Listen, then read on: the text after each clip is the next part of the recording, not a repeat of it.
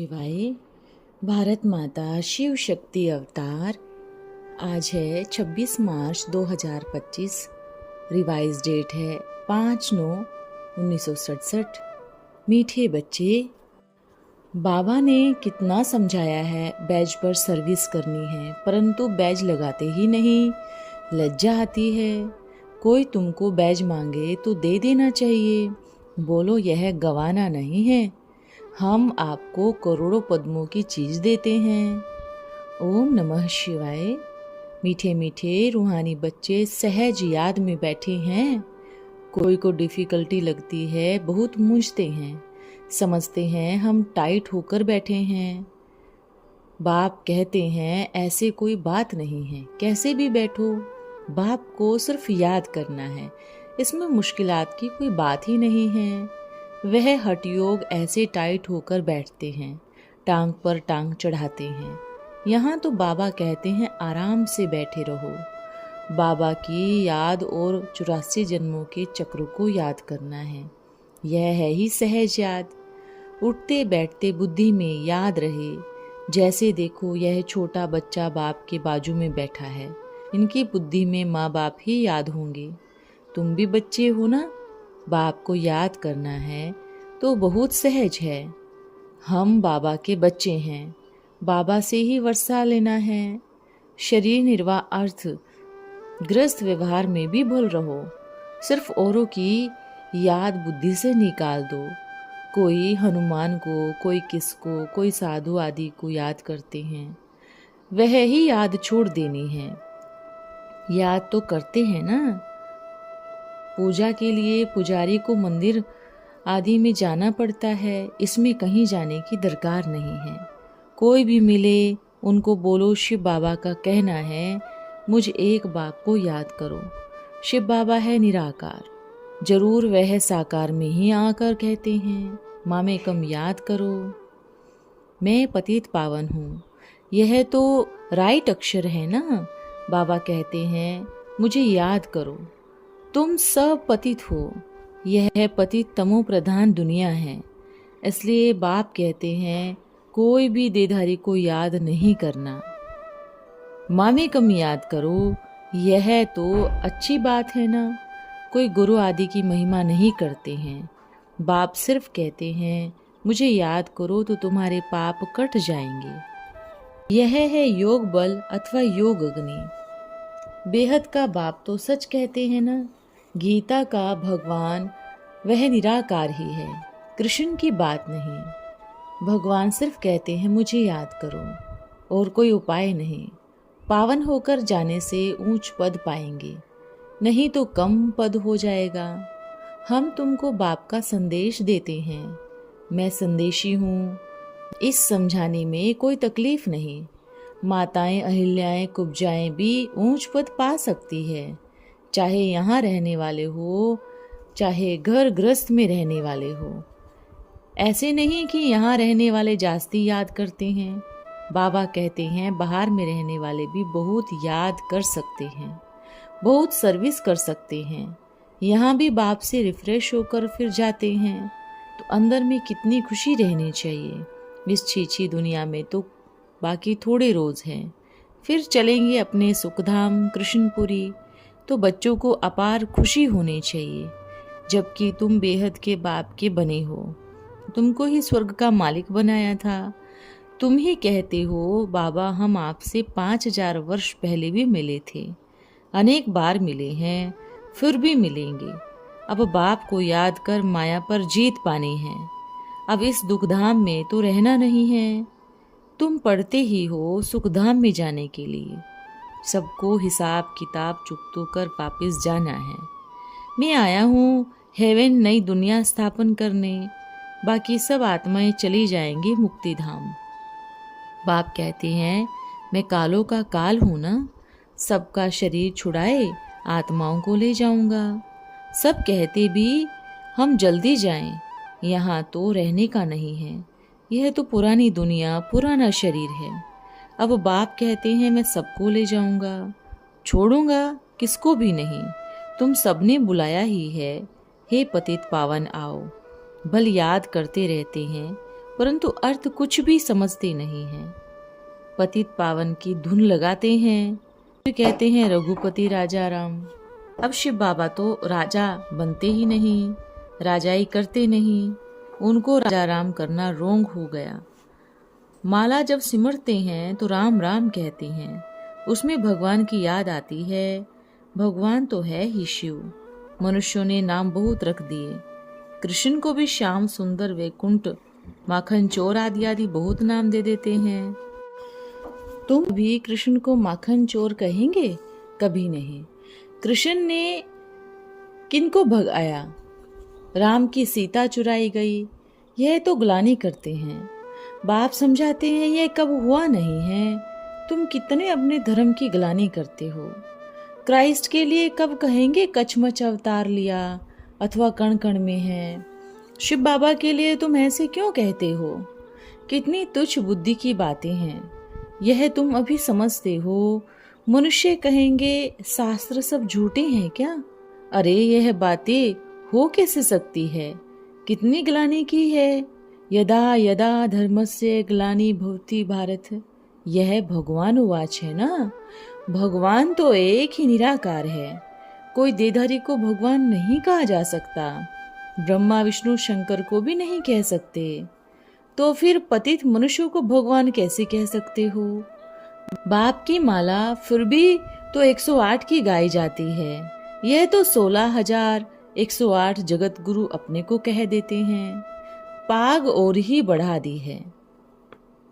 आजकल माइया भी निकली हैं श्री श्री 108 जगत गुरु कहलाने वाली। बाप कहते हैं यह है ही विशाल्य। यह लक्ष्मी नारायण तो शिवालय के मालिक थे। शिव बाबा ने स्वर्ग स्थापन किया, उनके यह मालिक हैं। जरूर पहले इन्होंने इतना पुरुषार्थ किया होगा। इसको कहा जाता है कलयुग अंत और सतयुग आदि का संगम युग। यह है कल्प का संगम युग। मनुष्य ने फिर युगे युगे कह दिया है। अवतार नाम भी भूल फिर ठिक्कर भीतर में कह देते हैं। भक्ति कितनी व्यभिचारी हो गई है। यह भी है ड्रामा जो पास्ट हो जाता है। कोई से झगड़ा आदि हुआ, पास हुआ, उनका मनन चिंतन नहीं करना चाहिए। अच्छा कोई ने कम जास्ती बोला, तुम उसको भूल जाओ। कल्प पहले भी ऐसे बोला था, याद रहने से फिर बिगड़ते रहेंगे। वह बात कब बोलो भी नहीं। तुम बच्चों को सर्विस तो करनी है ना। सर्विस में कब विघ्न नहीं पड़ना चाहिए। सर्विस में कमजोरी भी नहीं आनी चाहिए। शिव बाबा की सर्विस है ना, इनमें जरा भी आनाकानी नहीं करनी चाहिए, नहीं तो बहुत अपना पद भ्रष्ट कर देंगे। बाप की मददगार बने हो तो पूरी मदद देनी है। बाप की सर्विस में जरा भी धोखा नहीं देना है। पैगाम सबको पहुंचाना है। बाप कहते रहते हैं म्यूजियम खोलो। इनका नाम ऐसे रखो जो मनुष्य देखे अंदर घुस जाए और आकर समझे, क्योंकि यह नई चीज है ना। मनुष्य नई चीज देख अंदर घुसते हैं। आजकल बाहर से आए हैं भारत का प्राचीन योग सीखने। अब प्राचीन अर्थात पुराने ते पुराना, वह तो भगवान का ही सिखाया हुआ है, जिसको 5000 वर्ष हुए। सतयुग त्रेता में योग होता नहीं। जिसने सिखाया वह तो चला गया। फिर जब 5000 वर्ष बाद आवे तभी आकर राजयोग सिखावे। प्राचीन अर्थात 4 वर्ष पहले भगवान ने सुनाया था, वही भगवान फिर संगम पर आकर राजयोग सिखाएंगे, जिससे पावन बन सकते हैं।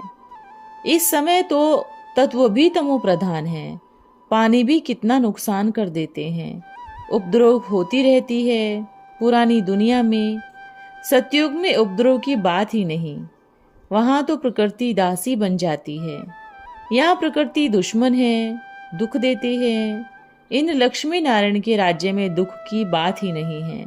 सतयुग था, अभी फिर वह स्थापन हो रहा है। बाप प्राचीन राजयोग सिखा रहे हैं, फिर 5000 वर्ष बाद सिखाएंगे। जिसका पाठ है वही ही बजाएंगे। बेहद का बाप भी पाठ बजा रहे हैं।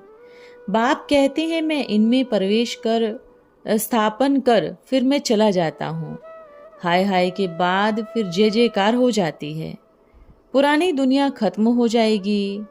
इन लक्ष्मी नारायण का राज्य था तो पुरानी दुनिया नहीं थी। 5000 वर्ष की बात है, लाखों वर्ष की बात तो हो नहीं सकती। तो बाप कहते हैं और सभी बातों को छोड़ इस सर्विस में लग जाओ, अपना कल्याण करने। रूठ कर सर्विस में धोखा नहीं देना चाहिए। यह है ईश्वरीय सर्विस।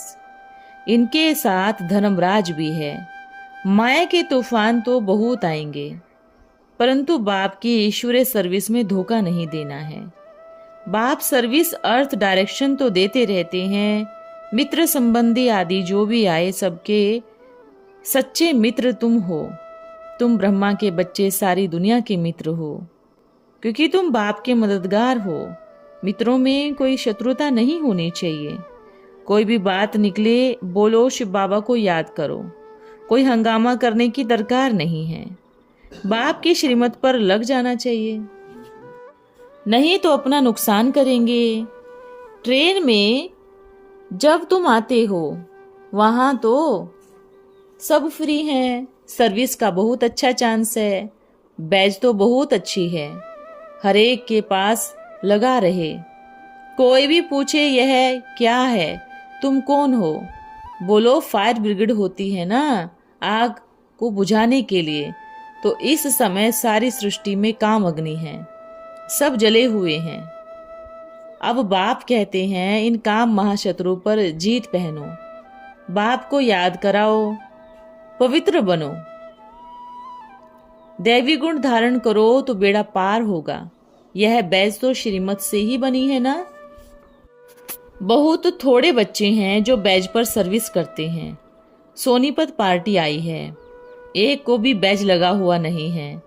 बाबा मुरलियों में कितना समझाते रहते हैं। हर एक ब्राह्मणी के पास यह 100-150 पड़ी हो, कोई भी मिले उनको इस पर समझाना चाहिए। यह है बाबा, इनको याद करना है। हम साकार की महिमा नहीं करते। सर्व का सदगति दाता एक ही निराकार बाप है, उनको याद करना है। याद के बल से ही तुम्हारे पाप कट जाएंगे, फिर अंत मते सो गति हो जाएगी, दुख धाम से छूट जाएंगे। कितनी बड़ी खुशखबरी है। कोई भी बैज मांगे तो दे दो। बोलो तुम अगर गरीब हो तो फ्री दे सकते हैं। साहूकार को तो देना ही चाहिए, क्योंकि यह तो बहुत बनानी होती है ना। यह चीज ऐसी है जिससे तुम फकीरों से विश्व का मालिक बनाएंगे। बाप को याद करने से ही तुम पावन बन जाएंगे। शिव बाबा को याद करो, कोई पाप नहीं करो, नहीं तो 100 गुना बन जाएगा। समझानी तो मिलती ही रहती है ना। कोई भी धर्म वाला हो, बोलो वास्तव में तुम आत्मा हो, अपने को आत्मा समझ बाप को याद करो। अब विनाश सामने खड़ा है, यह दुनिया बदलनी है। शिव बाबा को याद करेंगे तो विष्णुपुरी में जाएंगे। बैज मांगे तो दे देना चाहिए। बोलो यह गवाना नहीं है, हम आपको करोड़ों पद्मों की चीज देते हैं। बाबा ने कितना समझाया है, बैज पर सर्विस करनी है, परंतु बैज लगाती नहीं, लज्जा आती है।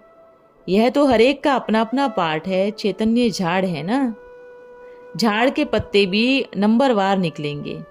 इस झाड़ को कोई भी समझते नहीं। इनका बीज ऊपर है, इसलिए इनको उल्टा वृक्ष कहा जाता है। रचता बाप है ऊपर में। अभी तुम बच्चे जानते हो हमको जाना है अपने घर, जहां सब आत्माएं रहती है। अभी हमको पवित्र बनकर जाना है। तुम्हारे द्वारा योग बल से सारी विश्व पवित्र हो जाती है। तुम्हारे लिए तो पवित्र सृष्टि चाहिए। तुम पवित्र बनते हो तो दुनिया भी पवित्र जरूर बनानी है। सब पवित्र हो जाते हैं। तुम्हारे बुद्धि में है कि यह झाड़ कैसे वृद्धि को पाता है। बाप की भी बुद्धि में है, आत्मा में ही मन बुद्धि है ना, चैतन्य है। आत्मा ही ज्ञान को धारण कर सकती है, जानवर थोड़े ही धारण करेंगे। तो मीठे बच्चों को सारा राज बुद्धि में होना चाहिए। कैसे हम पुनर्जन्म लेते हैं, 84 का चक्र कैसे पूरा होता है। तुम्हारा पूरा होता है तो सबका पूरा होता है। सब पावन बन जाते हैं। यह अनादि बना हुआ ड्रामा है। सो फिर कल्प बाद होगा। यह सब बातें समझने की हैं। हर एक आत्मा में अविनाशी पाठ भरा हुआ है। वह एक्टर तो करके 2-4 घंटे का पाठ बजाते हैं। यह तो आत्मा को नेचुरल पाठ मिला हुआ है। तो बच्चों को कितनी खुशी होनी चाहिए। अतीन्द्रिय सुख अभी संगम युग का ही गाया हुआ है। 21 जन्मों के लिए हम सदा सुखी बनते हैं। खुशी की बातें हैं ना। जो अच्छी रीति समझते और समझाते हैं वह सर्विस पर लगे रहते हैं। बच्चियां तो जो सर्विस पर रहती हैं उनकी संभाल भी करनी है।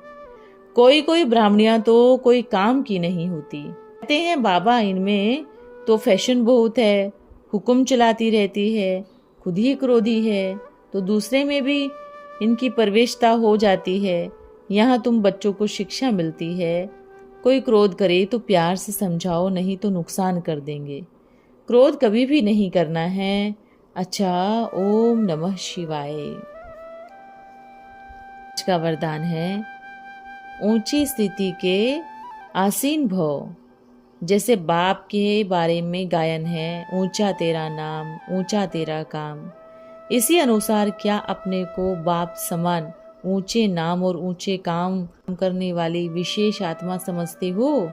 एक भी व्यर्थ अथवा साधारण संकल्प उत्पन्न न हो, एक भी बोल व कर्म व्यर्थ न हो, इसको कहा जाता है ऊंची स्थिति।